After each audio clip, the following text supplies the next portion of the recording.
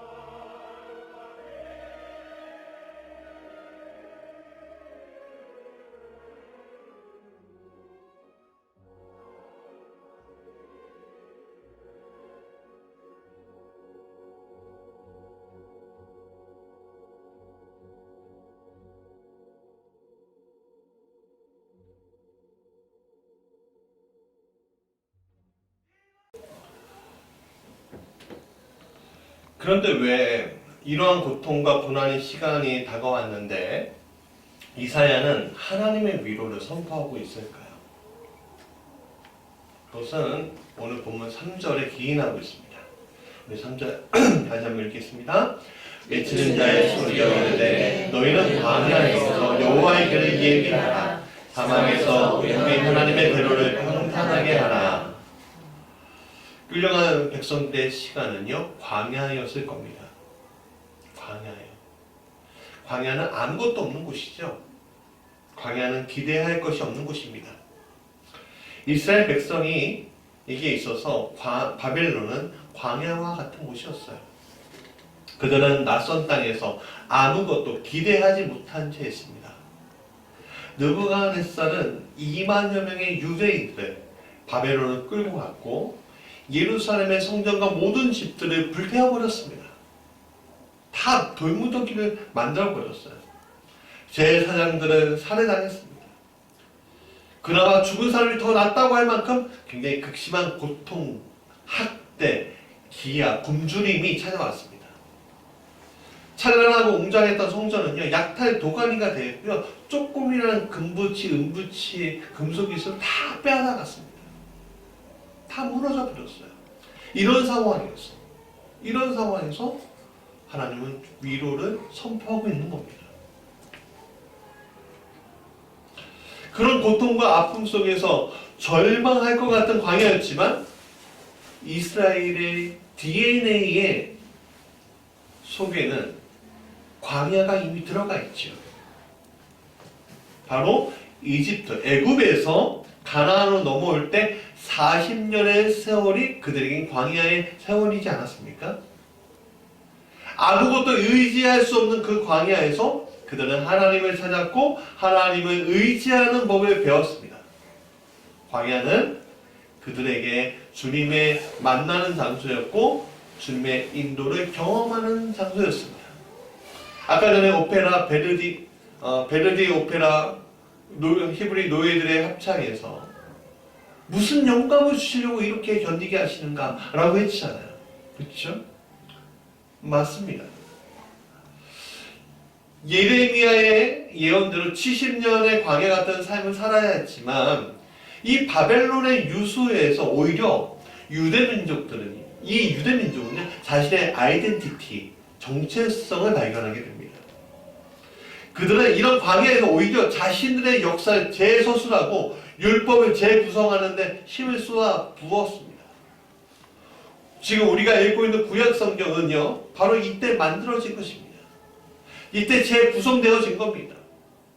자기들의 경전에 뜨문 있던 것들을 다 모아서 경전을 만든 거예요.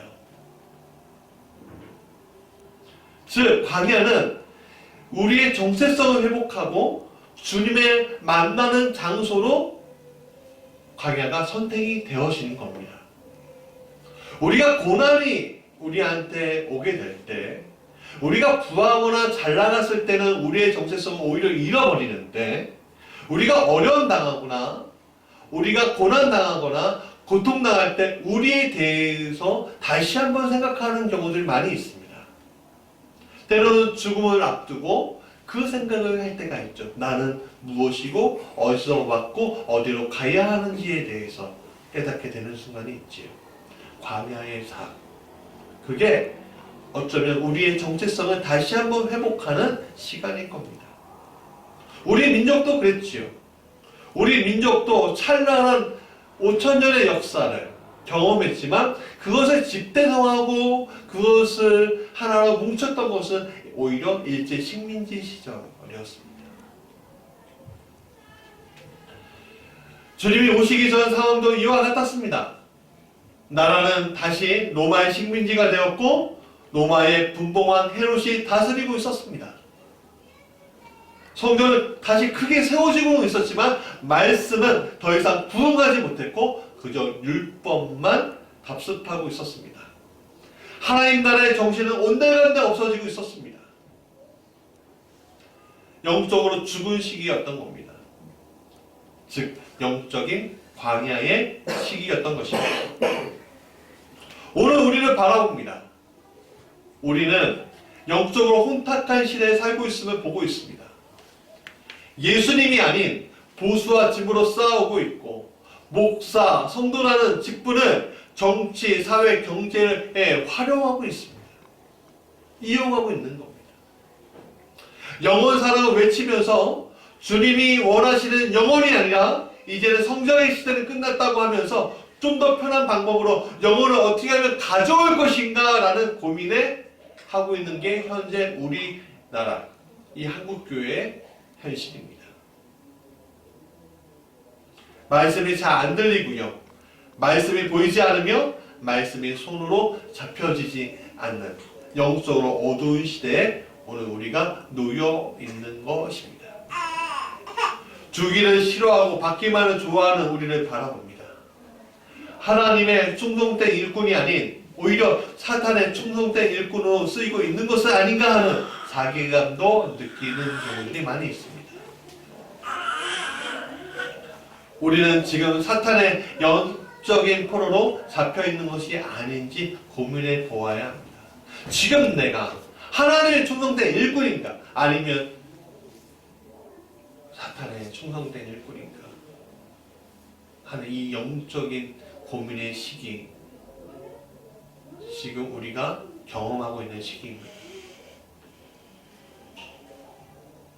이럴 때 하나님은 이 땅에 오신다고 했습니다. 우리 10절과 11절 같이 읽겠습니다. 보라, 주 여호와께서 장차 강한 자로 임하실 것이요 신이 그의 팔로 다스릴 것이다. 보라, 상급이 그에게 있고 보응이 그의 앞에 있으며 그는 목자같이 양떼를 먹이시며 어린 양을 그 팔로 모아 품에 안으시며 젖먹이는 암컷들을 온순히 인도하시리로다. 10절에서 첫 번째 이사야는 여호와께서 장차 강한 자로 임하실 것이라고 했습니다. 이것은 우리의 왕 메시아가 이 땅에서 누구도 감당할 수 없는 분으로 오신다는 것을 예언하고 있는 거예요. 실제로 예수님은 세상이 감당할 수 없는 분으로 이 땅에 오셨습니다. 세상의 모든 권세, 즉 정치적인 권세, 종교적인 권세, 경제적 권세가 예수님을 무너뜨리려고 했지만 예수님은 결코 그런 곳에 넘어가지 않으셨습니다. 세상은 세상의 모든 권세를 가지고 있는 메시아를 원했지만 예수님은 그 모든 것을 뛰어넘으신 분이셨습니다. 세상의 모든 권세는 그 시절 그때로 끝났지만 오늘 예수님의 권세는 오늘날 우리에게 영향력을 끼치고 있는 것만 보아도 우리는 알 수가 있는 겁니다. 두 번째, 친히 그의 팔로 다스릴 것이라고 했습니다. 주님은 모든 것을 통치하는 분으로 이 땅에 오셨지요.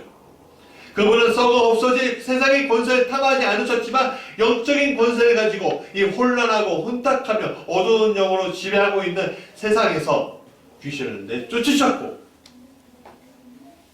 아픈 자를 일으키셨고 죽은 자를 살리셨고 위로가 필요한 자에게 위로가 되어 주셨고 배고픈 자의 빵이 되어 주신 것이 바로 예수님이셨습니다. 이것은 하늘나라가 이미 이 땅에 임했고 하나님의 통치가 이 땅에서 이루어지고 있음을 보여주는 사건이었습니다. 그 주님은 하늘 승천하셨지만 성령을 통해서 오늘도 똑같이 우리에게 역사하고 계신 것입니다. 세 번째, 상급과 보응이 있으신 분으로 오셨다고 했습니다. 예수님은 이 땅에 충성된 일꾼과 불충한 일꾼, 알곡과 가라지가 있음을 말하셨습니다. 그리고 알곡 같은 충성된 일꾼에게는 상급을, 가라지 같은 불충한 일꾼에게는 보응을 하신다고 분명히 말씀하고 있습니다. 오늘 이러한 이들은 많은 이들의 간증을 통해서 충성된 일꾼의 간증을 통해서 나타나고 불충한 일꾼들의 입술을 통해서 나타나고 있는 것을 우리가 보고 있습니다. 그들은 이미 심판받은 거죠. 여러분, 심판이 멀리 있는 것이 아닙니다. 심판은 어디 있어요? 지금 여기 있는 겁니다. 지금 주님이 당장 오신다고 할 때 우리는 충성대 일꾼인가, 알곡인가, 아니면 가라지인가, 불충한 일꾼인가 우리가 살펴봐야 하지요. 이미 심판받은 거예요. 마지막으로 목자로 오셔서 먹이시고 품으시며 인도하신다고 하셨습니다. 예수님은요, 길 잃어버린 양떼를 불쌍히 여기셨습니다. 마태복음 18장 12절에 너희 생각에는 어떠하냐? 만일 어떤 사람이 양 100마리가 있는데 그 중에 하나가 길을 잃었으면 그 99마리를 산에 두고 가서 길 잃은 양을 찾지 않겠느냐라고 말씀하셨습니다. 이것은 예수님은 잃어버린 한 마리의 양조차 찾으신다고 하시는 말씀이셨습니다. 실제로 예수님은 그분의 사역을 통해서 또 제자를 통해서 또 오늘 교회를 통해서 이런 일들을 실제로 하고 계십니다. 제가 사랑하고 존경하는 북아프리카 선교사님이 계십니다. 저와 수련 목회자 시절에 만나서 지금도 교제하고 있습니다. 그런데 10여 년간 북아프리카 선교를 하고 있었지만 우리가 그럴싸하게 교회도 세우고 성도들도 많이 생기고 그런 그럴싸한 성과를 눈에 띄게 보여주지는 못하고 계십니다. 왜 그런지 저는 이유를 알고 있습니다. 북아프리카 무슬림의 땅 복음을 전한다는 거 순교를 각오하는 일이기 때문에 그렇습니다. 한 영혼을 만난다는 것 자체가 너무나 어려운 일이기 때문에 그렇습니다. 그러다가 한 영혼을 만나고 그 영혼을 위해서 그 영혼이 죽지 않게 하기 위해서 그 영혼이 이 북아프리카의 열매가 되게 하기 위해서 씨앗이 되기 위해서 지금 그분을 도와주고 있습니다. 그 형제, 도움을 받고 있는 형제는요, 가족들이 순교당하고 있습니다. 그런 순교의 상황 속에서 그 잃어버린 한 양을 끝까지 지키는 그분의 모습을 통해서 하나님의 사역은 한 영혼도 놓치지 않고 지금도 진행 중에 있구나 라는 것을 저는 보게 됩니다. 그렇다면 오늘 우리가 해야 할 것은 무엇인가? 그것은 바로 위로입니다. 오늘 눈물과 고통 속에 있는 이들에게 하나님이 당신을 도우러 오실 것이라는 강력한 말씀을 우리가 전해야 할 줄 믿습니다. 이것이 바로 복음입니다. 오늘 우리에게 이 복음이 오셨기 때문에 우리가 이 예배당에서 예배를 드리고 있는 것입니다. 그러나 아직 도착하지 않은 사람들이 이 땅에 얼마나 많이 있습니까? 그 복음이 도착하지 않은 사람들이 있다는 겁니다. 가정에서 있고요. 직장에서 있고요. 길거리에도 넘쳐납니다. 내 친구들 가운데 복음이 도착하지 못한 이들이 아직도 많이 있습니다. 이렇게 사탄의 영적인 포로로 잡혀있는 자들에게 주님은 6절에 이렇게 얘기합니다. 말하는 자의 소리여 이르라 이르되 외치라 라고 하셨습니다. 이 말씀에 이사야가 대답합니다. 내가 무엇을 외쳐야 합니까? 내가 무엇을 외쳐야 합니까? 맞지요? 내가 어떤 걸 외쳐야 할지 우리가 모르면 안 되잖아요. 그렇지 않습니까? 그래서 주님은 말씀하십니다. 모든 육체는 불이요 그의 모든 아름다운 들의 꽃과 같으니 풀은 마르고 꽃이 시듬은 여호와의 기운이 그 위에 붑이라. 이 백성은 실로 불이로다. 풀은 마르고 꽃은 시들어 우리 하나님의 말씀은 영원히 서리라 하라. 즉 오늘 우리는 하나님의 말씀을 외쳐야 한다는 겁니다. 너희들이 지금 가고 있는 것들은 마치 풀과 같은 거라서 금방 썩어지고 없어질 것이다. 흩어지고 없어질 것이다. 시들 것이다. 그래서 너희들이 지금 잡고 있는 것을 잡지 말고 하나님의 말씀을 잡아야 한다. 그래서 우리가 오늘 외칠 때 다른 것을 외치면 안 되는 것입니다. 교회가 큰 것을 외치면 안 되는 것입니다. 목사가 자랑하면 안 되는 것입니다. 교회 프로그램을 자랑하면 안 되는 것입니다. 영원한 하나님의 말씀을 자랑해야 되고 영원한 하나님의 말씀을 우리가 전해야 한다는 겁니다.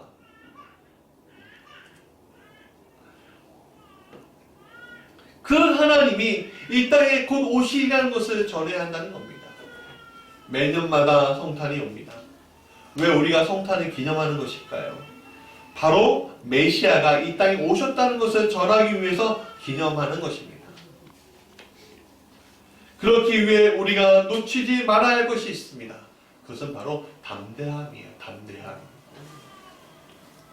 주님 말씀하셨어요. 우리 9절 같이 읽어볼까요? 시작. 아름다운 소식을 시온에 전하여 너는 높은 산에 오르라. 아름다운 소식을 예루살렘에 전하여 너는 힘써 소리를 높이라. 두려워하지 말고 소리를 높여 유다의 성읍들에 이르기를 너희의 하나님을 보라. 우리는 아름다운 소식을 시온에 전한 자임에게도 불구하고 우리는 높은 산에 올라 힘써 소리를 높이는 것에 대한 두려움이 있어요. 저 사람들이 나를 어떻게 생각할까? 그렇죠? 내가 그럴 만한 자격이 되는 거야? 그렇지 않습니까? 난 자격이 안 되잖아. 난 아직도 죄를 범하고 있는데, 나 완전치 않은데, 우리 혹시 그렇게 생각하고 있는 것은 아닙니까? 그런 두려움이 오늘 나를 공격합니다. 그런 부끄러움이, 그런 죄책감이 오늘 나를 모욕합니다. 내가 그런 소식을 전할 만한 그릇이 아닌데, 사랑하는 여러분, 이스라엘의 모든 선지자들이, 이스라엘의 모든 왕들이 그럴 만한 그릇이었고 외치고 그럴 만한 그릇이었고 행동했습니까? 아니에요. 하나님이 원하셨기 때문에 한 겁니다. 그들이 완전해서 외친 것이 아니라 하나님이 완전하심으로 나의 부족함이라도 하나님이 써주신 거예요. 여러분들이 부족하다고 생각하지 마십시오. 하나님이 완전하시기에 여러분들은 완전해질 수 있는 겁니다. 사랑하는 여러분, 우리가 이러한 죄책감과 불안함과 두려움이 오는 것을 고민하게 만드는 것은요, 사단의 전략과 전술입니다. 우리에게 양심의 가책이라는 불화살을 쏴서 우리가 복음을 담대히 전하지 못하게 하려는 악한 자들의 공격이라는 겁니다. 그러나 우리가 알아야 할 것이 있죠? 예수님은 다시 오신다는 거예요. 다시 오실 때 우리가 사단의 공격으로 저희가 전하지 못했습니다. 하나님의 불화살을 맞음으로 말미암아, 불화살을 맞음으로 말미암아 제가 주님의 충성된 종이 못 되었습니다 라고 말할까요? 그렇게 말씀드릴까요? 제가 이제 다 늙어서, 제가 아직 많이 배우지 못해서, 제가 아직 바빠서, 제가 아직 무모해서 라고 우리가 다시 오시는 주님에게 변명할 수 있을까요? 오히려 심판주로 오신 주님을 두려워하고 떨며 맞이하게 되지 않을까요? 그렇기 때문에 오늘 우리에게 하나님께서는 아기 예수님의 탄생을 자꾸만 보여주시면서 너희 두려워하지 마. 두려워할 필요가 없어. 왜? 내가 지금 너희와 함께하고 있다. 내가 메시아인 내가 너희와 함께하고 있다라는 것을 지금 보여주고 있는 겁니다. 이 아기 예수님 무슨 힘이 있습니까? 이 아기 예수님한테 무슨 기적이 있겠습니까? 없어요. 그럼에도 불구하고 메시아로 오신 거잖아요. 아무 신적인 권능이나 그런 것들을 보이지 않는 채 이 땅에 그냥 마구간에서 굉장히 천하게 오셨잖아요. 그 거룩하신 하나님이. 왜? 누구와 친구가 되기 위해서? 우리와 친구가 되기 위해서. 누구의 메신저가 되기 위해서? 우리의 메신저가 되기 위해서 오신 거잖아요. 사랑하는 여러분, 오늘 우리가 전하고 전해야 할 주님이 우리에게 이렇게 말씀하십니다. 너희의 하나님을 보라. 너희의 하나님을 보라. 다 같이요. 시작. 너희의 하나님을 보라. 이 시대에 우리가 볼 것은 오직 하나님. 우리가 담대히 전할 것은 오직 예수님밖에 없음을 성령의 도우심으로 인해 깨닫는 시간이 되었기를 예수 그리스도의 이름으로 기원합니다. 아멘. 우리 같이 찬양하지.